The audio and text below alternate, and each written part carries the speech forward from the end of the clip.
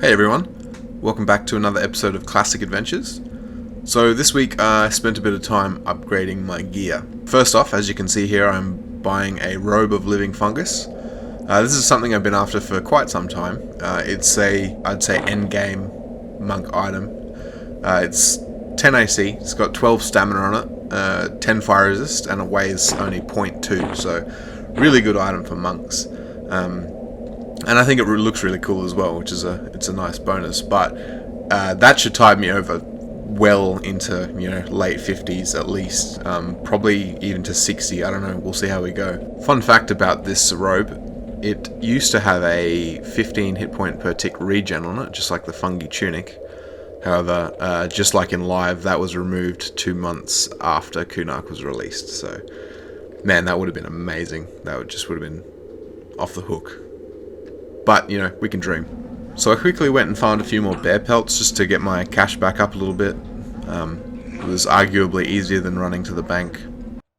Because, as you can see, I needed to buy some Spirit of Wolf potions. The reason I wanted sow pots is because I plan on running to Halas to hand in some quests. And also I intended after that to head to South Karana to try and farm Quillmane. You may have seen me before killing werewolves. There's one that spawns in West Commonlands, and I often see it as I'm passing through, and I'll just kill it. They also spawn in all the Karanas, I think. The werewolves drop werewolf pelts and werewolf claws. Now these can be taken to a guy in Halas, Everfrost Peaks to be more specific, which is just outside of Halas. And they can be traded in with a little bit of money as well for a really good cloak and some really decent gloves. So, off to Halas we go. I didn't realise that there were no really close teleport locations to Halas. I mean, there's a ring in Shorefall Glade that druids can teleport to, but that's not until Velios, which is not actually out yet on Project 99.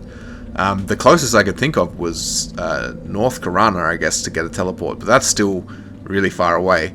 But I figured, I used to live on the whole Qeynos side, and I used to do the run from Qeynos through to Freeport very often back on live.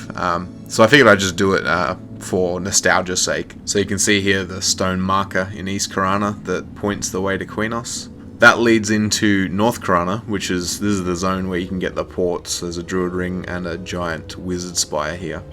There's also a gypsy camp here. I remember one of my first ever characters was a human mage, and I'd farm will-o-wisps in a Rudd's crossing, and I'd bring all the lightstones and greater lightstones that I'd found there, and I'd run all the way here to this gypsy camp, because you can hand them in to one of the NPCs here. I believe the quest is for spell research, but I never bothered with that, because you can sell the tomes, and they sell for about 10 platinum each, so it was a really good experience, and it was also really good money. Up ahead you can see the Greater Wizard Spire. There are a few of these scattered throughout the world. They're actually used in Lucilin they're one of the first methods of free transportation that the game had. What you would do, there would be what was called a Nexus Scion, which would stand right in the center, right where I am right now, and you would hail them, and you'd say I wish to travel to Lucilin, and they'd give you a gem. And then every 15 minutes, anyone standing under the spire would get a free teleport up to the moon. And then it would take you to the Nexus, a zone called the Nexus, which was like the hub. And that also had all the connecting spires around the world, which you could then teleport back down to. It's a really cool system. So now you can see me running through West Karana. I used to love this zone as well on live. You come here between levels 11 and 15ish and you kill bandits. There's actually a person right here, funnily enough. This zone is so huge, and I went the strangest route through it, and I ran past and I actually found like the one person in the zone who was killing bandits. This right here is the farm. This is my favorite spot. I used to group here all the time. You used to kill them, and then they had a chance of dropping bandit sashes, and that was another one of those kind of hand-in quests. You'd take them to the Paladin Guild in Qeynos and hand them in, and he'd give you really good XP as well as like a bronze item which you could sell. So here you can see This is the last marker in the Qeynos that shows where we're going. So that's says Qeynos is that way. So a quick run through Qeynos Hills. Gotta dodge the guard towers because they hate me, as usual. All the way through to Blackburrow. Figure I'd kill some gnolls out the front just for funsies.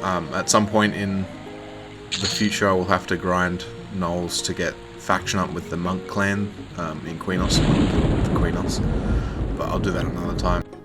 So a quick run through Blackburrow. I actually messed up my recording and I didn't record that section, but it's a whole of like 10 seconds. You just run in the front and then run straight out the other side. Like, it's really short. Anyway, that leads us into Everfrost Peaks, which is where we are now. This is the starting zone for anyone who makes a barbarian. The barbarian city of Halas is connected to this zone. One side of the zone is this whole kind of winding canyon, frost-covered canyon or ice-covered canyons that you see me running through now. And the other side of the zone is a kind of tundra that has this big ice river that flows through it. And it also leads into a place called Permafrost, which is home to Lady Vox, who is one of the classic endgame dragon encounters. And I am looking for a guy named Karg Ice Bear. He kind of just wanders around the zone. He doesn't have a static spot that he just stays. I got to be kind of careful as I'm looking, because as always, killed by everyone on sight.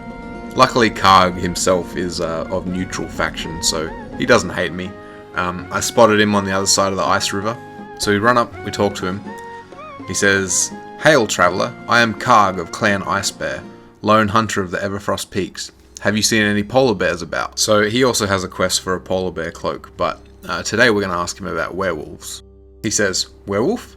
I have not seen a werewolf in years. Have you slain one and collected its skin or its claws?" So if you reply by saying what skin, he will say, "You have managed to procure a werewolf skin. Amazing. Well then, I will let you know that for a fee of 100 platinum, I can craft a hearty cloak for you, if you leave the skin and the coin with me." So you hand him the werewolf skin and 100 platinum, and in return he will give you a werewolf skin cloak, which is 5 AC, 3 strength, and 3 stamina. It also only weighs 0.3, and it is wearable by all classes and all races.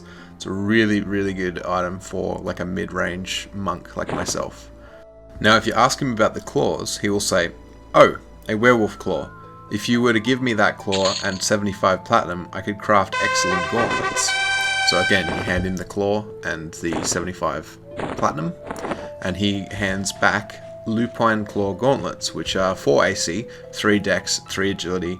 They only weigh 0.2, and they are again usable by all classes and all races. So another really good pair of gloves for a mid-game monk. Another handy thing about them, they are a magic item. So if you are just using hand-to-hand, like if you're not using weapons and you're a monk that uses your fists, that will turn your fists into magic weapons, so you can hit creatures that are invulnerable to anything but magic. But that doesn't really matter, because I believe at level 30 or 35 or something, your hands become magical anyway. So, but if you were to give this to like a level 10 monk, that way you could kill will-o-wisps with just your hands. So once I was all done with that, headed back on over to Qeynos, and I was lucky enough to find a druid. So I hitched a ride to North Qeynos, because I am heading over to South Qeynos to farm Quillmane now.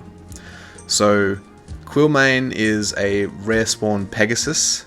She spawns in South Qeynos, and she has a chance to drop a Pegasus feathered cloak, which is a cloak. It's got actually decent stats. It's got like 7 dex on it. But the main thing people want it for is it has the ability, you just right click it and you can cast levitate on yourself, and it has unlimited charges. It's a no drop item though, so you can't buy it off other players. You have to actually get it yourself. So that was my goal.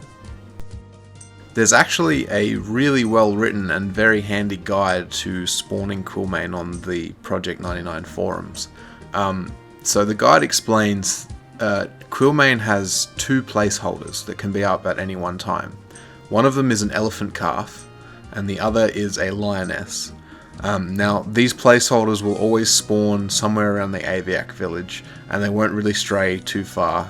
They can sometimes go as far as the Split Paw zone in. Now, each time you kill one of these placeholders, it apparently gives Quillmane a 3% chance to spawn. So the tactic or the technique is to gather up all the lionesses you find and all the elephant calves around the Aviac village and all the way up to the Split Paw entrance, and you just constantly killing anyone you see.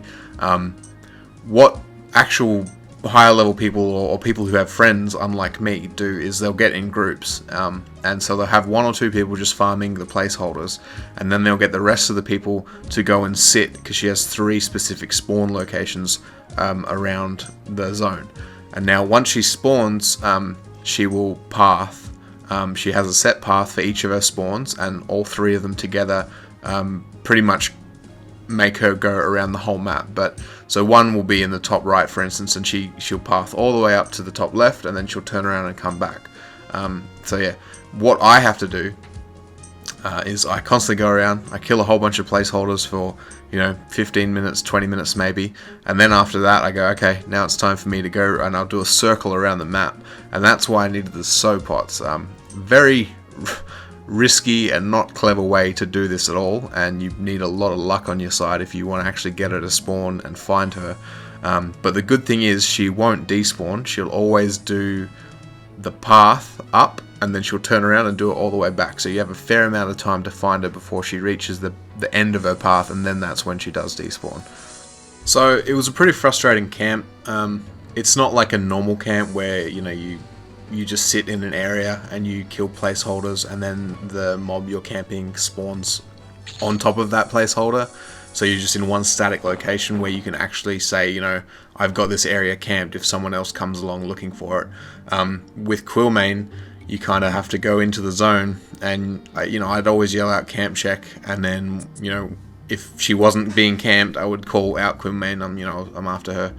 The only problem with this, because you're around the Aviac village just killing calves and lions, if someone were, and this happened to me actually, people pass through and they see Quillmane up and they don't care, they don't ask, they just kill her, even though you're the one doing all the work back at the Aviac village, because you aren't in any of the locations to see her spawn.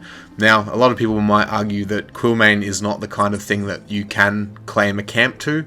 I don't know, I don't want to get into that kind of etiquette and stuff, but I think it was just a bit shit, because I'd be sitting there for hours, grinding calves and lionesses, all only to have some dude just run past and kill the mob that I'd been trying to spawn. But in the end, I did persevere.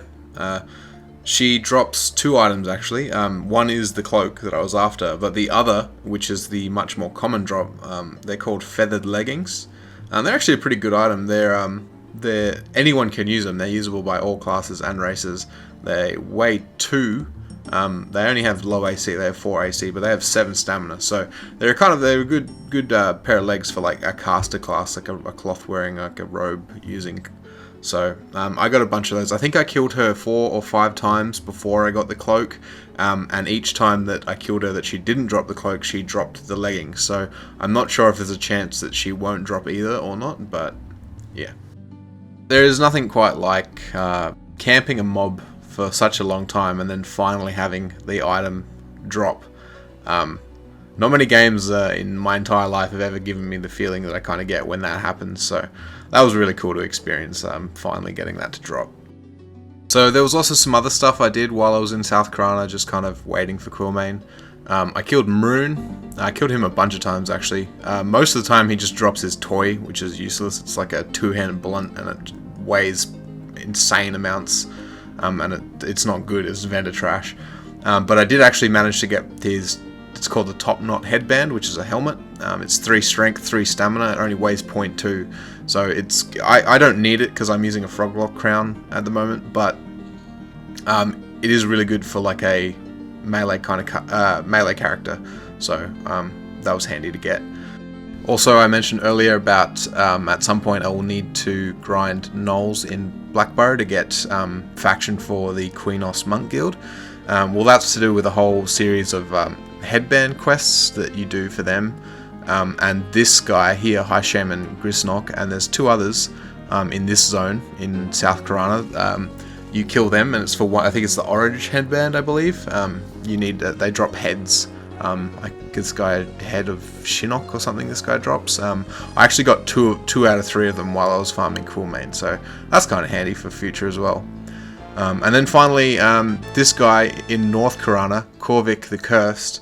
I was just kind of messing around killing wisps. This is after I'd got the Pegasus cloak, and he was just rolling up, and I quickly looked him up. He doesn't have any faction hits, and he drops the Gypsy Medallion, which is 9 Charisma. It's got 2 AC, and it has 10 Disease Resistance, so that was a nice little find. So that pretty much does it for this week, guys. I didn't level at all. I stayed 35 the whole time during this period. Come back next week. I finally head off to Mistmore, like I've been talking about for so long now. And yeah, it's pretty fun. I'd never been to Mistmore really before in live, never leveled there before, so new learning experience. Before I sign off completely, quick shout outs to the following people who have sent me messages in game since I've been back. It's really cool when I get messages and people telling me they like my videos, stuff like that. So yeah, shout outs to Wook, Morthalis, Baddis, Awful, Karatakos, and Fiendflung. Thanks heaps, guys. I really appreciate the messages and all that kind of stuff. If anyone who's watching and that sees me online, throw me a tell. I'm always happy to talk. I love interacting with my audience, stuff like that. So thank you again for watching. Drop me a line in the comments, rate, subscribe, all that junk, you know the drill. And hopefully see you again next week.